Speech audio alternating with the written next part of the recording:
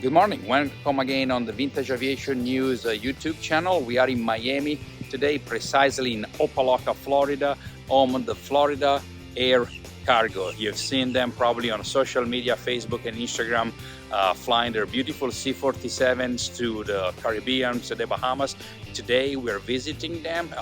We have a meeting with Sergio Allen, the founder and CEO of the company. They have a flight here in about an hour, so we'll be filming the loading operations and the airplane taking off. This is a great vintage aviation adventure indeed. These 347s are actually D-Day veterans, and they're still working for a living. So I hope you're gonna like this episode, and don't forget to subscribe to the channel, activate this little bell right here. Actually, it's on this side, so you get notified every time we publish a video. And also, please like this video. It will really help grow the channel. Thank you for watching and stay tuned.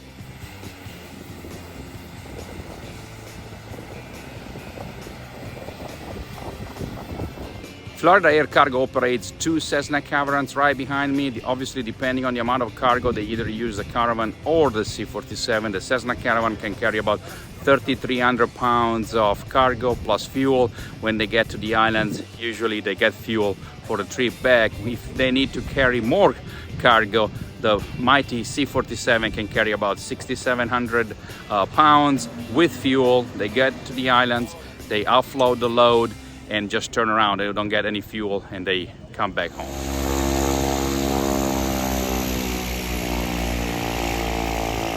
All right, Sergio. Well, thanks for having us. I appreciate it. Thank you for having me here. I appreciate the hospitality. Before we get into the Florida Air Cargo business, tell us a little bit about yourself. You've been flying for many years and fixing airplanes for many years. Mostly fixing airplanes for many years. When I started aviation, flying was not enough to support the family. So I started doing maintenance on the side and end up making a living out of maintenance.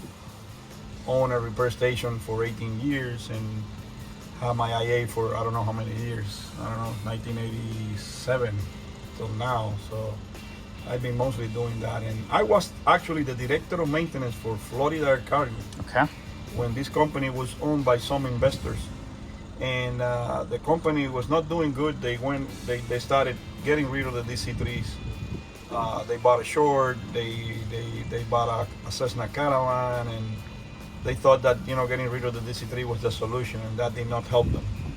The contrary, the maintenance or the amount of money that they had to spend on the short for all those time items and things like that was too much, and they end up losing the company.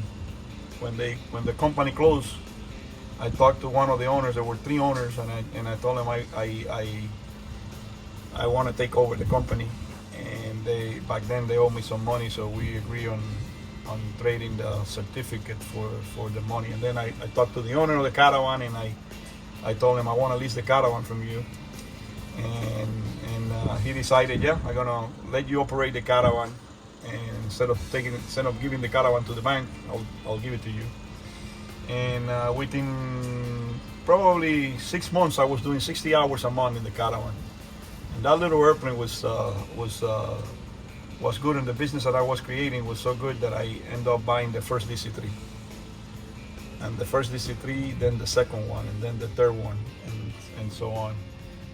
After that is another Caravan. But yeah, the DC-3. What is the reason why did you buy back the DC-3s? Well, you can carry more load, which is what is needed here in this area. You can land in short places. I haven't seen any other airplane that I said let's buy this turbine airplane to replace this DC-3.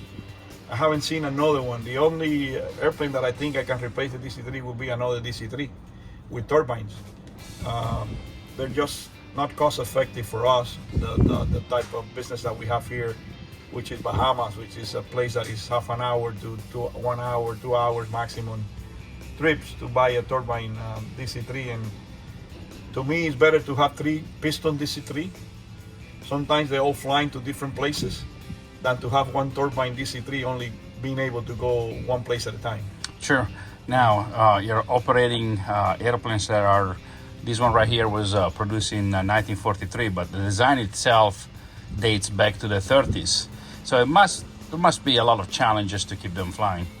There is a lot of challenge to keep them flying, but before I was flying these airplanes, I was maintaining them, and I'm a flying engineer also for DC-6 that I flew for a while, for some time, and that gave me the experience needed to be able to maintain this airplane flying. The key in every business is provide service, and if I can keep the airplane flying, I will provide the service that my customer needs, and that's how I'm able to do this. Now, how long do you think these airplanes can fly for? This airplane can fly until there's people that will fly them. There's a lot of people that are afraid of the airplane because of the age of the airplane, and the new generation, they're used to flying and they're not teaching the old technology. Everything is digital. This airplane, there's nothing digital on it. Everything has to be manually operated. Only until we have the old generation that love this airplane, they're gonna be flying. Hopefully there are a young generation who still like these airplanes. So I think they are. Like myself. Now, we were talking to Keith earlier, and two of these airplanes are D-Day veterans. And does that sink in with you sometimes? You guys are flying airplanes that drop troops over Normandy in World War II. They have bullet bowls. We actually saw that. So there's a lot of history. So what's next for Florida Air Cargo? How do you see the company growing or keeping their market share in the next few years? I don't know anything but to grow. I think the company is going to grow more. There's room for improvement. There's room to grow more. Maybe one more DC-3 if I find more ramp space to put them in. And there's always room to grow. And why somebody should call Florida Air Cargo for their shipping and cargo needs? The reason when I acquired this company used to be a shipping company, and then they used to do freight on the side. There's a lot of carriers here in South Florida. I don't compete with them. I only lease them the airplane. I only charter the airplane to them for their needed cargo. So they bring me the whole cargo. I charge them for the whole flight. I don't compete with them, and that has been a little different than any other carrier or airline that is around where I'm at.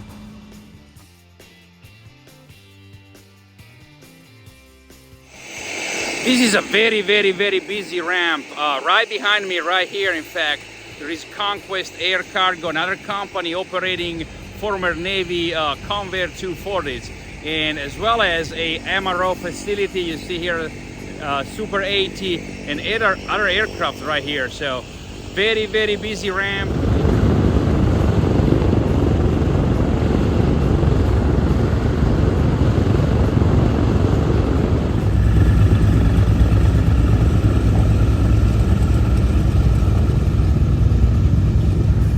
So, your full name, what's your full name? Roberto Amador. I'm been pilot for many years. I got a lot of flight thousand hours, maybe more than 20,000. 20,000 hours. And how do you get into flying C-47s? Well, I was in the Air Force. U.S. Air Force is where I did my flight training, basic, B-28, B-33. And then airline, I flew, my country of birth is Nicaragua, Okay. but I did all my training here in the U.S. Air Force. Also, flew the C-46 and the C-47s, which are the same airplane, like DC-3 and C-47 are the same airplane. Only difference is the C-47 for the Air Force and DC-3 for Civilian. And I used to fly in La Nica Airlines in Nicaragua, we used to cross the ocean. That was a long flight from Nicaragua to Miami back in the 1968. I was 7 hour flight. Good morning, buenos días. And then I flew the DC-6s. But the C-46 was my first command pilot. I was doing the flight into the Nicaraguan Gotcha. region, flying the 46 passenger cargo and international to Puerto Rico and Miami. How did you get involved with Florida Air Cargo? Well, after a long time in the airline business, I came to Nicaragua, to the United States from Nicaragua back in the 80s. I started flying the DC-6 with Transairlink. I flew for 12 years, pilot in command for the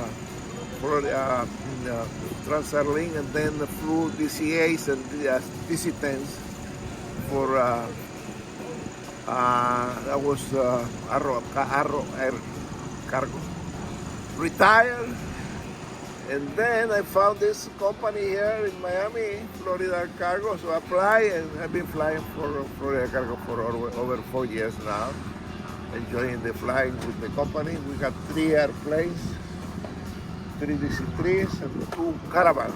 Tell us about flying this old bird. After 80 plus years, she's still working for a living. Well, I remember one thing about General MacArthur.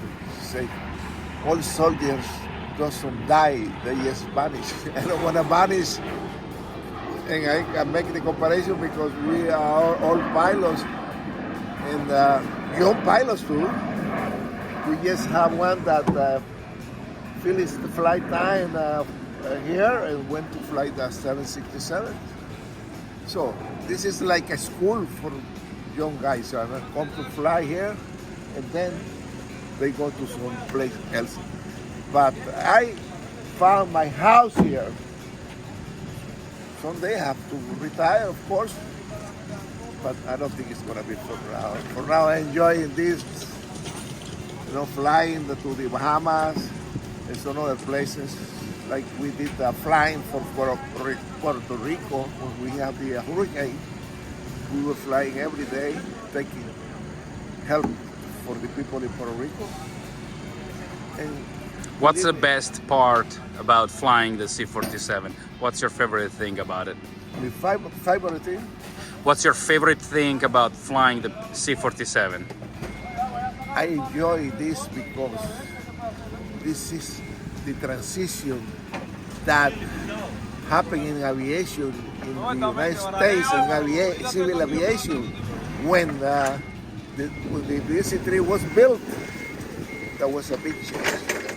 And still, right now, in the aviation, this bird, there is no one, there is another bird that taking the cargo we take, the places where we can land, because you see the wheels, you see the airplane flying with 7,000 pounds on board. If you get one plane like this, you have to pay probably $5 million. And this bird doesn't cost that much. Yep. It's very hard on the parts right now. But there's some company like Basler, I think, they put turboprops Sure.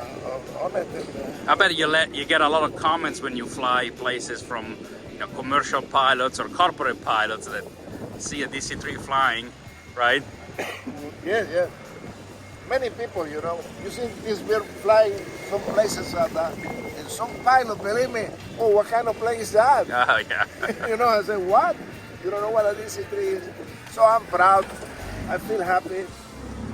I wish I can continue flying for a while this bird because this is history. Proud. A change in aviation.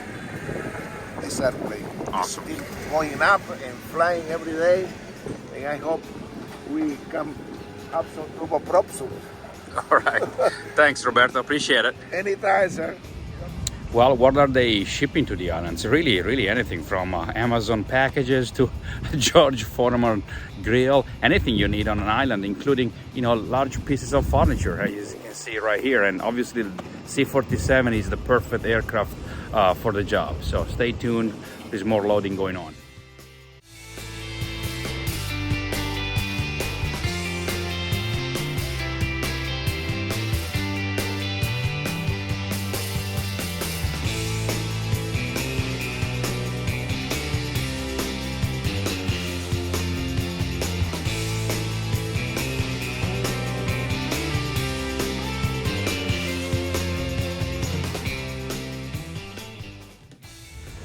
Florida Air Cargo has several of these containers, and they use them mainly, obviously, as a storage. They work with freight forwarding companies. Customers on the islands place the orders.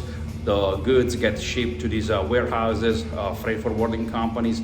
They put them on a pallet, they shrink wrap them, and bring them here. So from a business perspective, it's pretty straightforward. All they have to do, pick the pallets out, put it in the C-47, and off they go. They fly everything down to the islands. And from a business perspective, it's very simpler than flying passengers, because usually cargo doesn't complain.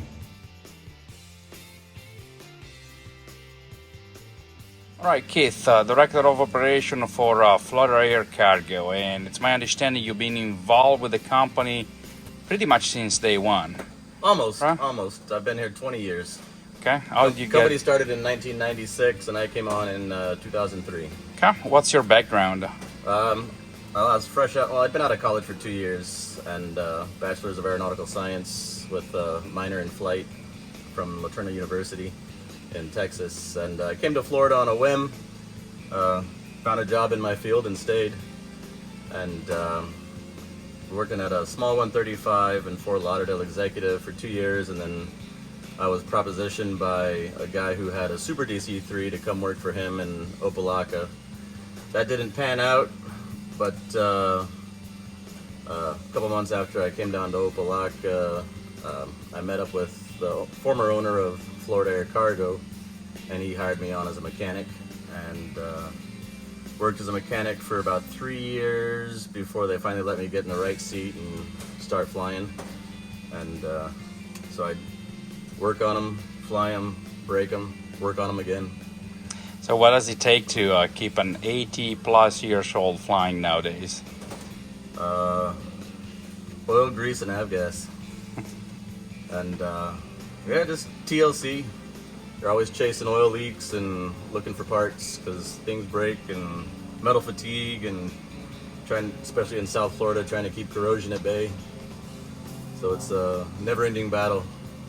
So I mean, you started as a young mechanic, and you obviously had probably opportunities around here to go work maybe on modern aircraft. Was he a choice to stick around with DC-3, C-47s? I've worked on and flown a bunch of small props, and we had a Shorts 330 for a while, Sherpa, that I worked on, and then they sold that, and I delivered that to the Philippines. And then we have some caravans that we work on and we operate.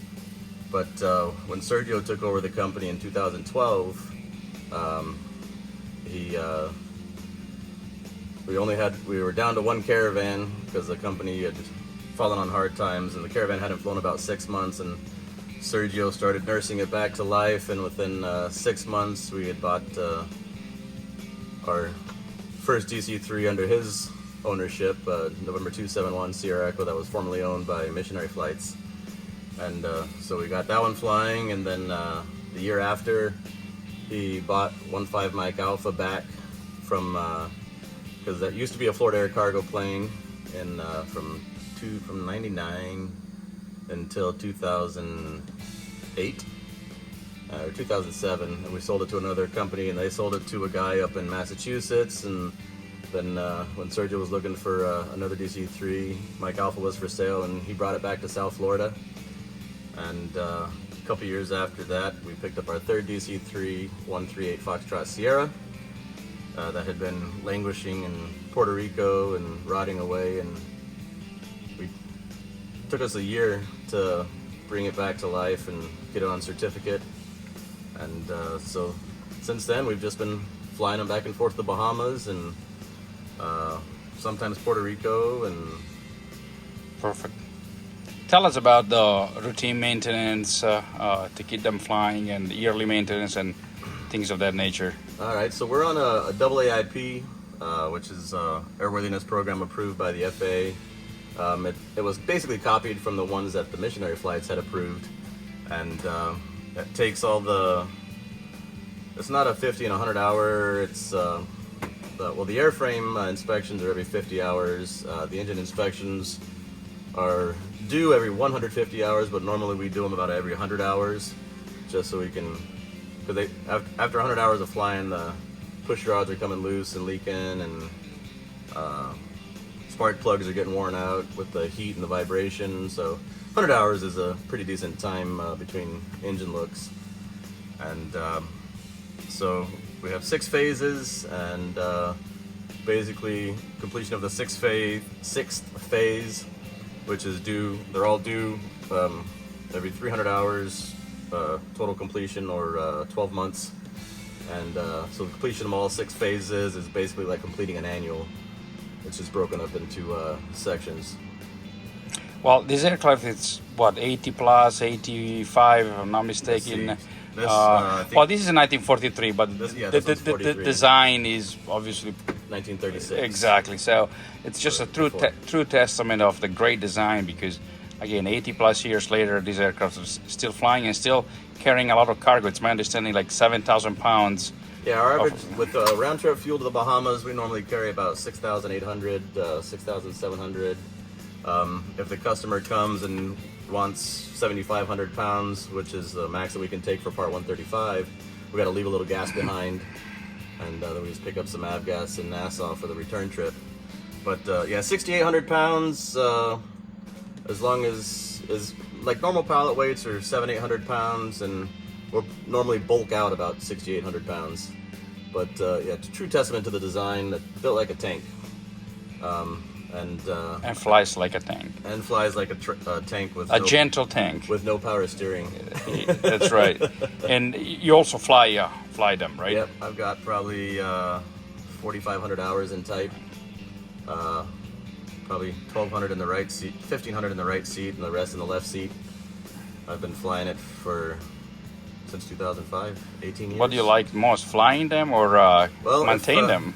I like doing both. If I start doing one more than the other, then I start to miss. Like during Christmas time, when we're doing twice a day to the Bahamas every day, I start to miss opening the cowlings and looking around at things. And if I'm stuck on the ground, then I start missing the air. So I like the mix.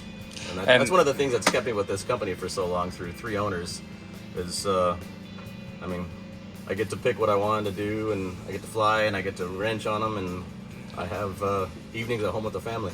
Now, this is obviously a cargo plane, but for our viewers, this one and what you guys call the Snoopy, both were D-Day veterans. So our viewers obviously are big into vintage aviation and World War II aviation. And does the ever resemble that in your mind when you find these airplanes? Oh yeah. How many? Oh, yeah. Especially flying over the water back and forth to the Bahamas and the Bermuda Triangle.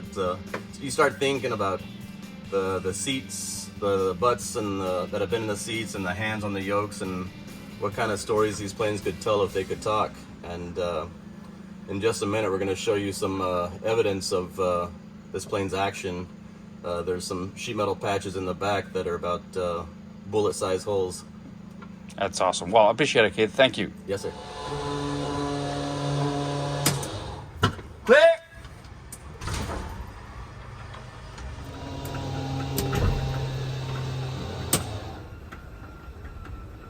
One more. No, once more.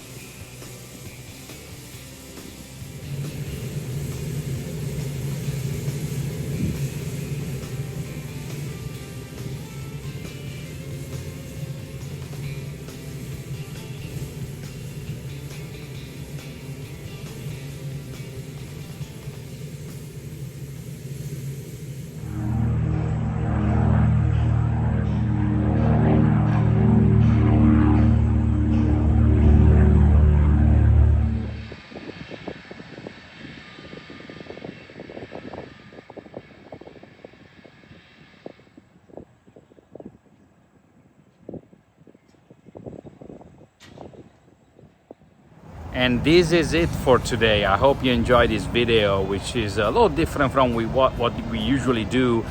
We didn't visit an aviation museum, we didn't visit a warbird group, we didn't visit an aviation organization or a historical aviation organization, but we visited a aviation company which operates an historical aircraft for a living. And I use this term almost as a joke, but if you think about it, the DC-3 was designed many years ago in the mid-30s and still working for a living. I mean, it's a testament to the Douglas design, and after so many years, this airplane is still flying, carrying cargo, and make money for these companies that they fly. Obviously, there are not many left. There is the companies up in Alaska, and the only one down here in Florida. So it was great to see Sergio and his team. I hope you enjoyed the video again. Please subscribe to the channel, put a like on it, and activate the little bell so you'll be notified every time we publish a new video. And again, thanks for watching. Bye.